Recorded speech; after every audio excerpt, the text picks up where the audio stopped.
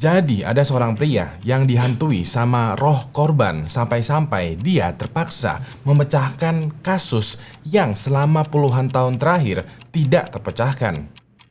Begini ceritanya. Pada malam hari di tanggal 9 Desember tahun 1998, ada seorang warga desa yang kita sebut saja sebagai Fulan lagi jalan pulang ke rumahnya sehabis bertani di Taoyuan, Taiwan. Pas lagi jalan santai ini, sekitaran 10 meter di pinggir jalan setapak, dia melihat ada rerumputan yang lagi terbakar. Awalnya Fulan merasa nggak aneh karena mungkin ada petani lain nih ya yang lagi membakar rumput. Tapi Fulan punya firasat yang gak enak. Waktu itu dia mencium bau bensin dan juga bau daging gosong dari arah tumpukan rumput yang lagi dibakar nih. Karena kepo, Fulan coba tuh berjalan mendekati bakaran ini dan ternyata Fulan melihat kalau di sekitaran bakaran ada 4 orang lagi berdiri terdiam. Fulan bingung dong, dia pengen menyapa dan nanya nih, kayak ada apa ya kalian semua tuh ngumpul di mari? Tapi sebelum pertanyaan ini keluar, 4 orang ini itu langsung kaget ngelihat Fulan ya dan kabur semua ke arah yang berbeda. Fulan yang ikutan kaget juga ikutan kabur nih. Dia langsung balik lagi ke jalan setapak dan melaporkan peristiwa aneh ini ke polisi setempat. Gak lama kemudian, polisi udah sampai nih ke lokasi. Mereka langsung memadamkan api dan melihat apa yang ada di balik bakaran. Pas ini ya, semuanya langsung terbengong karena yang ada di balik bakaran ini adalah kantong sampah yang berisi potongan jenazah dari seorang wanita. Walaupun begitu, yang ngebuat kasus ini menjadi agak ngeri dan berbumbu misterius adalah tangan dari jenazah wanita ini terikat melingkar gitu, kayak lagi memeluk sesuatu. Dan pas polisi periksa lagi, ternyata jenazah wanitanya ini lagi memeluk bangkai dari anjing berwarna hitam. Lebih anehnya lagi adalah di sekujur badan jenazah wanita yang gosong ini masih kelihatan tuh percikan darah yang nantinya diketahui adalah darah anjing. Bisa dibilang sejauh ini ya, kronologi sederhananya adalah ada sekumpulan orang menghabisi seorang wanita dan seekor anjing, lalu memotong-motong nih ya tubuhnya. Tubuhnya itu mereka simpan, lalu mereka bawa menggunakan kantong sampah plastik menuju kebun yang kelihatannya sepi orang. Di sana mereka bakar kantong ini, tapi sebelum habis terbakar, mereka ketahuan tuh sama Bapak Fulan. Nah, dikarenakan jelas-jelas ini adalah kasus penghabisan ya, polisi mulai menginvestigasi lebih dalam lagi. Sejauh ini, polisi tidak menemukan tuh identitas tergeletak di sekitaran jenazah ataupun TKP. Terus juga wajah dari jenazah ini itu udah cukup terbakar, gosong gitulah ya, jadinya sulit untuk dikenali. Walaupun begitu, polisi memperkirakan kalau usia dari jenazah wanita ini itu sekitaran 25 sampai 30 tahun. Maka dari itu, dikarenakan ini adalah jenazah seorang wanita misterius, untuk sementara waktu kita sebut saja sebagai Fulana. Selain itu, polisi menemukan juga kalau jenazah Fulana itu dibakar pas lagi mengenakan pakaian bermotif belang-belang macan dan rok di atas lutut. Terus juga di potongan kaki Fulana masih mengenakan sepatu boots dan di potongan tangannya masih mengenakan perhiasan. Yang artinya motif dari kasus penghabisan ini bukanlah perampokan, melainkan urusan pribadi. Terlebih lagi ketika memeriksa penyebab kematiannya, tim medis mendapati kalau Fulana meninggal bukan karena dibakar, melainkan karena dicekik, dipotong, lalu baru deh dibakar. Dan karena dibakar, jejak tentang pelaku yang mungkin tertinggal di jenazahnya Fulana ikutan hancur juga. Pas ini ya, polisi langsung meminta keterangan dari Bapak Fulan. Secara dia adalah orang pertama nih ya yang menemukan Fulana dan juga sempat sekilas tuh melihat 4 orang tersangka yang mengelilingi TKP. Walaupun begitu, Fulan bersaksi kalau dia nggak begitu jelas melihat 4 orang tersangka ini karena tempatnya tuh gelap, remang-remang yang cuman bercahayakan api. Dan pas Fulan mendekati keempat tersangka ini itu langsung panik dan kabur. Jadinya Fulan sama sekali nggak sempat tuh melihat detail dari penampakan wajah 4 tersangka. Tapi Fulan berfirasat kalau 4 orang tersangka tadi itu sepertinya bukanlah warga lokal karena gak ada nih warga lokal yang melakukan bakar-bakaran di spot TKP. Ya udah deh, supaya investigasi bisa progres ya, polisi coba tuh cek database ya, karena siapa tahu Fulana adalah jenazah dari orang yang dilaporkan menghilang. Hasilnya adalah tidak ada nih kecocokan di antara Fulana dengan database orang hilangnya polisi. Polisi pun langsung melakukan tindakan lain demi bisa mengidentifikasi Fulana. Waktu itu mereka membuat pengumuman menggunakan poster, surat kabar, bahkan juga berita di TV dengan harapan ada keluarga yang mengenali jenazahnya Fulana. Sayangnya, dikarenakan tidak ada info lanjutan, investigasi kasus penghabisannya Fulana menjadi mentok. Fulana pun dikuburkan tuh di pemakaman Shuanglipao yang batu nisannya bertuliskan jenazah wanita tidak dikenal di Taoyuan. Sampai pada pagi hari tanggal 3 Mei tahun 2019, sekitaran 20 tahun kemudian, kantor kepolisian Taoyuan mendapatkan telepon dari seorang pria. Dalam panggilan telepon ini, pria ini bilang, "Saya udah nggak tahan lagi, Pak. Saya takut." Operator telepon bingung dong. "Ada apa, Pak? Apakah Anda sedang terancam? Lokasinya di mana? Apa ada yang bisa nih saya bantu?" Pria ini bilang kalau selama setengah tahun terakhir hidupnya ini ya, dia tidak tenang karena dihantui. Dia ingin ngomong ke polisi karena udah nggak kuat nih. Operatornya makin bingung dong. Waktu itu dia nanya, "Dihantui? Maksudnya apa, Pak? Bisa tolong ceritakan lebih jelas lagi?" Pria ini pun lalu menceritakan apa yang sekiranya terjadi terhadap kasusnya Fulana. Pada tahap ini ya, operator kan bingung nih karena siapa nih orang yang tiba-tiba nelpon dengan panik ngomonginnya tentang hantu pula, terus ada hubungannya dengan kasus 20 tahun yang lalu. Yaudah deh, operator pelan-pelan tuh mencoba menggali informasi lebih detail lagi dan menyusunnya supaya lebih mudah dipahami. Kurang lebihnya begini nih. Jadi diketahui ya kalau penelponnya ini adalah seorang pria bernama Yihao. Sekitar 6 bulan yang lalu, Yihao nggak sengaja berpapasan sama teman dia waktu masih remaja, waktu masih tinggal di pinggiran Taoyuan. Temannya ini bernama Ruhua Baby Chen. Dan pas berpapasan ya, mereka saling sapa, makan cemilan, minum alkohol, dan sambil juga ngobrol. Pokoknya mereka catching up gitulah perihal kehidupan. Karena mereka temen satu desa yang udah lama nggak ketemu, sekarang berpapasan. Nah, pas lagi ketemuan, obrolan mereka itu ngarah tuh ke topik-topik horor dan juga konspirasi. Persisnya, mereka ngobrolin ini kasus misterius tentang Fulana, tentang wanita misterius yang ditemukan terbakar di desanya 20 tahun yang lalu. Pas ini, Yihao sempat ngomong, "Ih, ngeri ya. Sampai sekarang nggak ada yang tahu loh identitas aslinya Fulana." Nggak di-expect, Baby menjawab, "Loh, bukannya itu Xiaowen ya?" Pas mendengar jawaban Baby ya, Yihao sempat sedikit kebingungan, tapi juga nggak yakin gitu. Dalam hatinya kayak, "Xiaowen, bukannya itu temen lo ya? Terus bukannya sampai sekarang belum ada yang tahu nih identitasnya si Fulana? Tapi kok lo tahu? Apa jangan-jangan gue yang ketinggalan info ya?" Dikarenakan Yihao juga nggak yakin dengan kebingungannya inilah, dia mengabaikan tuh keanehan dari percakapan ini dan lanjut terus ngobrolin perihal kehidupan. Sesampainya di rumah, baru deh Yihao coba tuh search lagi nih ya perihal kasusnya Fulana. Pas ini dia menemukan berita atau artikel yang bilang kalau fix identitasnya Fulana sampai sekarang belum ditemukan. Dari sinilah Yihao yang tadinya bingung sekarang jadi curiga.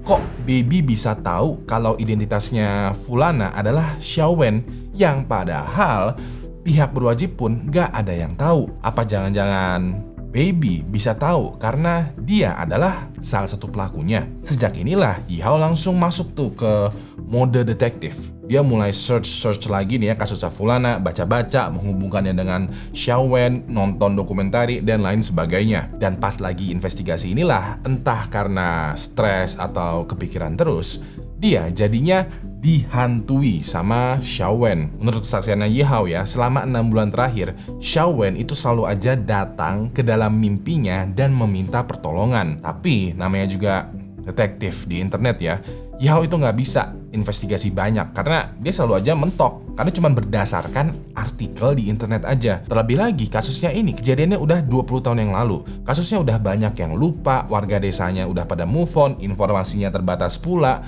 Pokoknya banyak lah rintangannya. Ya udah deh, daripada dipendam menjadi beban pikiran, Yihao mendingan telepon aja polisi, ceritain semuanya. Pas ini operator menyambungkan tuh teleponnya ke salah satu detektif yang bertugas yang kita sebut saja sebagai Fulano. Detektif Fulano kumpulin tuh semua dugaan dugaannya Yihao, lalu berkesimpulan kalau ceritanya dia bisa jadi nih prospek petunjuk. Nah, supaya prospek petunjuknya ini menjadi petunjuk valid, Fulano mulai menginvestigasinya dengan memastikan dulu dugaan kalau Fulana adalah Xiaowen. Caranya adalah dengan sampel DNA. Jadi kebetulan pada saat Fulana ditemukan, beberapa sampel DNA-nya itu disimpan supaya bisa diperiksa di masa depan. Detektif Fulano udah punya nih sampel DNA-nya Fulana. Sekarang tinggal dicocokkan nih dengan DNA-nya Xiaowen. Ternyata Xiaowen itu masuk ke daftar pencarian orang yang hilang yang sempat dilaporkan sama ayahnya di tahun 1998. Diketahui ya, ayahnya Xiaowen ini bernama Mo Chenglin, dan waktu itu dia melaporkan kalau Xiaowen yang masih berusia 17 tahun telah menghilang tanpa kabar selama setahun penuh. Pas detektif Fulano menghubungi bapak Mo Chenglin, dia sempat ragu karena menurut tim medis, jenazahnya Fulana itu kan diduga berumur 25-30 tahunan. Sedangkan Xiaowen pada saat dia dilaporkan menghilang, dia masih berusia 17 atau 18 tahun. Kayaknya nggak bakalan cocok nih. Walaupun begitu, detektif Fulano coba nekat aja. Dia coba hubungin bapak Mo Chenglin, menceritakan hipotesisnya, lalu juga meminta sampel DNA-nya. Ternyata pas DNA-nya Fulana di cross-check dengan DNA-nya Mo Chenglin, hasilnya adalah cocok. Hasilnya bilang kalau mereka itu memiliki hubungan darah bapak anak, yang artinya identitas Fulana selama ini sebenarnya adalah Xiaowen. Dari sini juga prospek petunjuknya Yihao terbilang valid nih, yang bisa membuka lagi nih proses investigasi kasusnya Fulana alias Xiaowen. Ya udah deh, detektif Fulano hubungin lagi Yihao untuk dimintai keterangan lebih detail lagi. Detektif Fulano langsung menemukan tuh benang merah, mencari pelakunya, ditangkap pelakunya, dan juga diinterogasi. Surprise, pelaku langsung mengakui. Dan dari sinilah ketahuan sudah tuh apa yang sebenarnya terjadi terhadap Fulana alias Xiaowen. Pada tahun 1996, ada seorang remaja berumur 15 tahun bernama Xiaowen tinggal di Taoyuan, Taiwan. Diketahui ya, Xiaowen adalah imigran dari negara Jepang yang tinggal di Taiwan bersama dengan ayahnya yang bernama Bapak Mo Chenglin. Gak banyak hal diketahui ya perihal ibunya Xiaowen atau istrinya Mo Chenglin.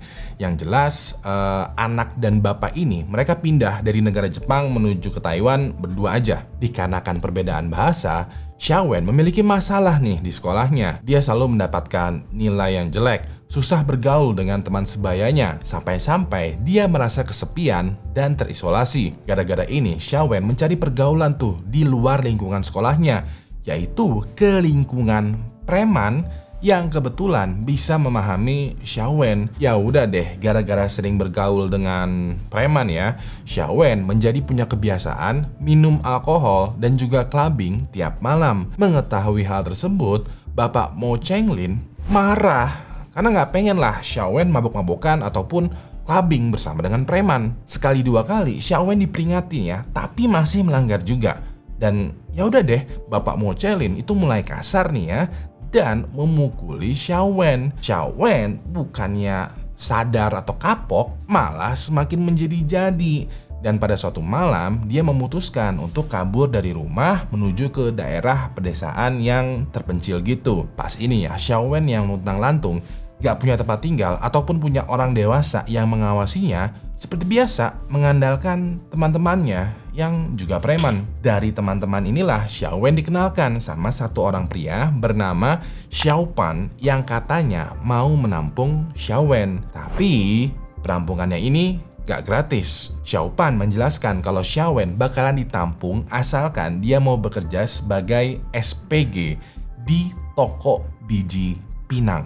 Nah, sekarang udah masuk nih ya ke ranah kebudayaan yang gua sendiri tuh mohon maaf banget nih ya, rada-rada kurang paham lah. Di Taiwan itu emang ada toko biji pinang yang literally menjual biji atau buah pinang.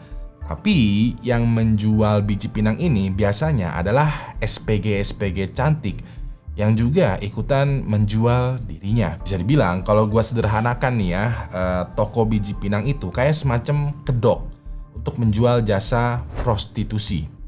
Kata Katanya sih begitu. Dan di toko ini, Xiaowen gak bekerja sendirian.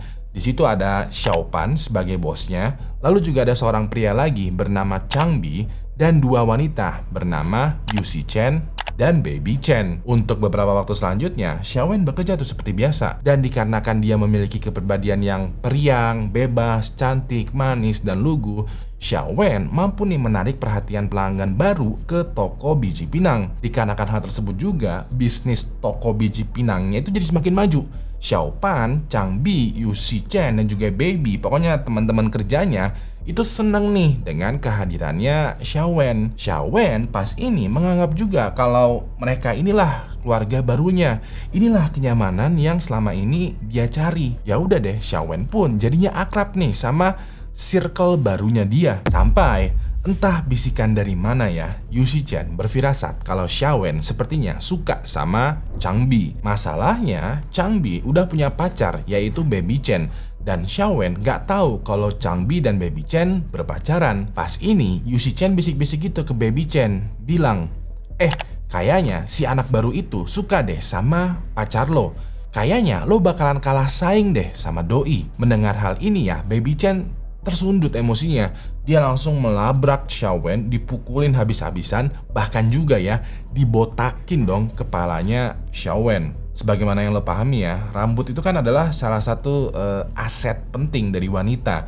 Dan ketika kepalanya Xiaowen dibotakin, kepercayaan dirinya itu hancur banget. Xiaowen jadi berpikiran kalau dia sekarang gak bisa jualan nih, gak ada pelanggan yang mau sama dia, yang otomatis dia bakalan ditendang dari toko biji pinang dan berbagai macam hal lainnya. Dikarenakan putus asa, Xiaowen menghubungi ayahnya, menghubungi Bapak Mo Chenglin untuk meminta duit supaya dia bisa membeli wig atau rambut palsu. Tidaknya dengan rambut palsu nih ya, Xiaowen bisalah pede untuk jualan lagi. Sayangnya di dalam panggilan telepon ini, Bapak Mo Chenglin udah tidak menganggap Xiaowen sebagai anak. Bahkan ya, sebelum teleponnya ditutup, Bapak Mo Chenglin itu sempat bilang, "Salah lo sendiri pakai bergaul sama sampah masyarakat." Hancurlah hatinya Xiaowen. Orang yang dia kira bakalan menolongnya, ternyata beliau udah nggak peduli lagi. Ya udah deh, dengan kepala yang udah dibotakin ya, Xiaowen mau nggak mau berusaha berjualan.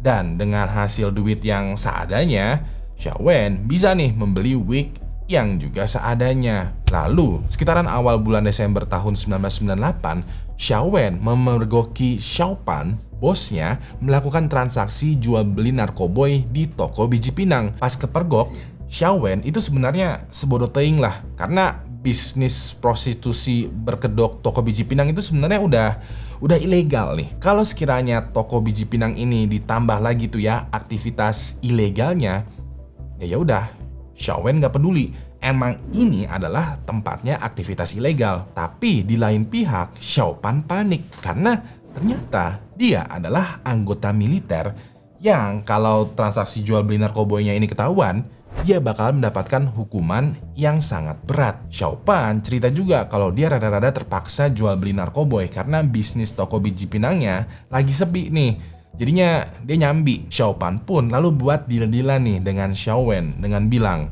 "Supaya lo tutup mulut, lo mau apa?" Xiaowen dengan simpelnya menjawab, "Wig." Yes, Xiaowen cuma mau dibeliin wig aja karena rambutnya dia tuh masih belum panjang. Emang udah numbuh lagi ya, tapi masih nggak pede lah. Nah, supaya ditutup mulut, mata, dan telinga, Xiaowen cuma minta dibeliin rambut palsu aja. Dirasa ini adalah deal yang bagus ya. Yaudah deh, Xiaopan beliin tuh wig untuk Xiaowen. Xiaowen pun yang sekarang udah rada pede nih ya, pakai wig yang kelihatan lebih real, mulai berjualan lagi dengan percaya diri. Tapi masih ada satu orang yang gak senang dengan Xiaowen. Apalagi sekarang dia udah menjadi cantik lagi gara-gara pakai rambut palsu. Orangnya tersebut adalah Baby Chen. Pada tanggal 7 Desember tahun 1998, Baby Chen melancarkan strategi barunya untuk menghancurkan hidupnya Xiaowen. Pas ini Baby Chen bilang ke Xiaopan, "Bos, alasan kenapa kita belakangan ini jualan tapi nggak untung adalah ada orang yang malingin duit kita." Mendengar informasi ini, Xiaopan itu langsung darah tinggi nih.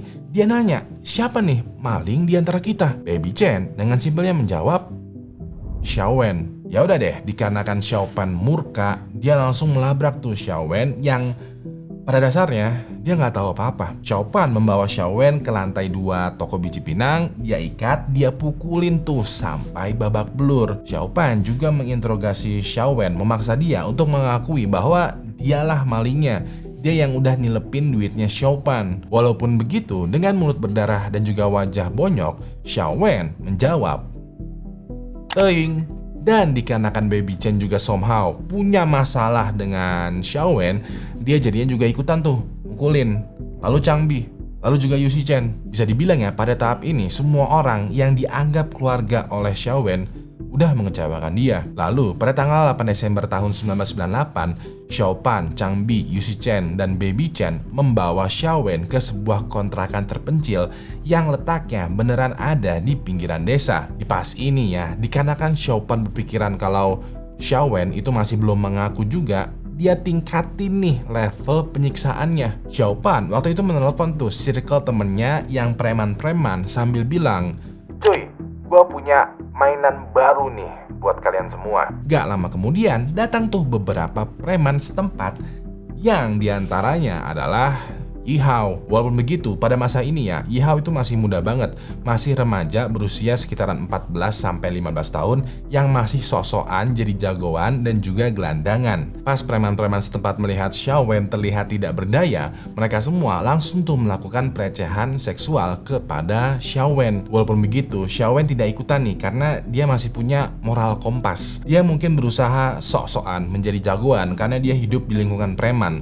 Tapi dia masih punya batasan, yaitu tidak melakukan pelecehan seksual. Tapi juga dia nggak bisa melaporkan apa yang dia lihat ke polisi atau pihak berwajib karena dia takut kalau dia cepu nih ya, malah dia yang menjadi korban selanjutnya. Jadinya Yao diem aja tuh ngelihat Xiaowen dilecehkan sama banyak preman. Lalu besok harinya pada tanggal 9 Desember tahun 1998, Xiaopan mulai sadar nih kalau apa yang dia telah lakukan kepada Xiaowen itu udah terlalu parah. Sekarang dia udah babak belur, udah putus asa, dan juga minim banget tuh tanda-tanda kehidupannya. Xiaopan gak bisa tuh melepaskan Xiaowen karena dia udah terlalu banyak tuh megang kartunya yang kalau dibebaskan itu malah menghancurkan seluruh kehidupannya Xiaopan beserta dengan circle-nya. Ya udah deh, Xiaopan beserta dengan circle-nya ya memutuskan untuk mengakhiri hidupnya Xiaowen dengan cara mereka gebuk terus lalu juga cekik sampai meninggal dunia. Dari sinilah berakhir sudah kisah hidupnya Xiaowen yang tragis. Walaupun begitu, ini masih belum selesai.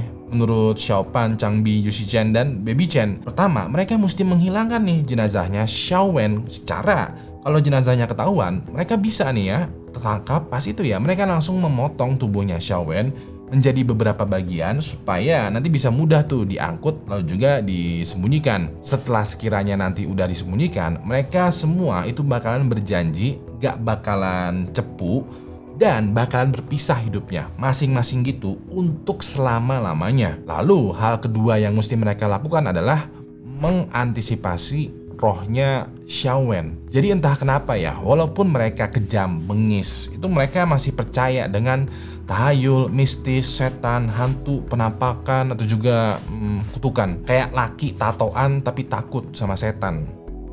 Gak aneh sih ya. Waktu itu mereka percaya kalau apa yang mereka lakukan terhadap Xiaowen itu terlalu kejam sampai-sampai berpikiran rohnya Xiaowen itu bakalan menghantui mereka. Untuk mengantisipasinya, mereka mencari nih tumbal berupa anjing hitam. Mereka sembelih anjingnya, lalu mereka lumurin tuh jenazahnya Xiaowen dengan darah anjing. Dikarenakan darah anjing hitam dianggap bisa mencegah hal gaib, mereka semua jadinya nggak perlu khawatir. Ya udah deh, mereka masukin tuh jenazahnya Xiaowen yang udah dilumurin dengan darah bangkai anjing beserta dengan anjing hitamnya ke kantong plastik. Mereka bawa nih kantong plastiknya ke kebun terpencil yang menurut orang jarang dilewatin sama banyak orang. Terus mereka siram tuh ya kantongnya dengan bensin, lalu mereka bakar. Pas lagi melihat kantong terbakar ini, Baby Chen sempat tersenyum tipis-tipis gitu karena dia merasa lega. Dia lega bukan karena berpikiran gak ada lagi nih yang bakalan merebut pacarnya dia, melainkan dengan ini gak ada yang tahu nih kalau Baby Chen lah yang sebenarnya menilep duitnya Xiao Pan. Bisa dibilang, jadi selama ini ya, Baby Chen lah yang diem-diem mengambil duitnya Xiao Pan lalu memfitnah Xiao Wen supaya dia tidak dicurigai. Walaupun begitu, pas Xiao Pan, Chang Bi, terus Josie Chen dan Baby Chen lagi mengheningkan cipta di tengah kantong plastik yang terbakar, tiba-tiba aja ada satu orang yang nongol. Seperti yang udah gue ceritakan tadi, orangnya ini adalah Fulan, petani yang kebetulan melihat bakar-bakaran pas lagi mau jalan pulang. Di momen inilah Xiao Pan beserta dengan circle-nya pada kaget dong. Mereka langsung panik dan kabur ke arah yang berbeda-beda. Dan sesuai dengan rencana mereka di awal ya, mereka kaburnya masing-masing nih. Gak ada yang barengan supaya nanti susah untuk diinvestigasi. Dan bener banget, selama 20 tahun selanjutnya gak ada yang tahu kalau jenazah yang mereka bakar adalah jenazahnya Xiao Wen. Bahkan juga gak ada yang tahu kalau mereka semua adalah pelakunya. Sampai pada tahun 2019, Baby Chen gak sengaja ketemu atau berpapasan dengan Yi Hao. Mereka ngobrol, makan cemilan, minum alkohol, dan juga cerita-cerita lah tentang kehidupan pas remaja kemarin mereka tuh. Dan pas mereka lagi ngobrolin kasus misterius tentang wanita yang dibakar bersama dengan bangkai anjing, Baby Chen keceplosan. Dia sempat bilang kalau wanita misterius itu sebenarnya adalah Xiao Wen, yang seharusnya nggak ada yang tahu perihal identitas wanita tersebut. Dari sinilah Yi Hao langsung kayak langsung connect gitu otaknya. Dia kan waktu itu pernah menyaksikan Xiao Wen dilecehkan sama geng premannya atas izin gengnya Baby Chen. Setelah selesai, Yi Hao nggak tahu lagi tuh nasibnya Xiao Wen gimana. Nah, gara-gara momen keceplosan ini, Yi Hao langsung paham kalau sehabis dilecehkan, Xiao Wen dibakar sama gengnya Baby Chen. Dan somehow, sampai sekarang, sampai pada waktu itu ya, nggak ketahuan kalau Baby Chen lah pelakunya. Ya udah deh, Yi Hao investigasi sedikit dan laporkan ke polisi. Laporannya Yi Hao lalu dihandle sama detektif Fulano, dan setelah berbagai macam pemeriksaan ditangkaplah pelakunya. Waktu itu Xiao Pan, Josie Chen, dan Baby Chen ditangkap dan mengakui segala macam perbuatannya. Mereka semua lalu dijatuhi hukuman penjara selama 14 tahun 6 bulan dikarenakan pada saat kejadian mereka dinilai masih muda. Walaupun begitu, Chang Bi sampai sekarang itu belum tertangkap juga karena diketahui ya, setelah peristiwa pembunuhannya Xiao Wen, setelah dia kabur semua tuh ya, dia beneran kabur menghilang dengan cara keluar negeri. Sedangkan ayahnya Xiao Wen, Bapak Mo Chengling, itu menyesal banget karena kalau aja dia menerima kembali Xiao Wen, mungkin nasibnya dia tidak akan setragis ini.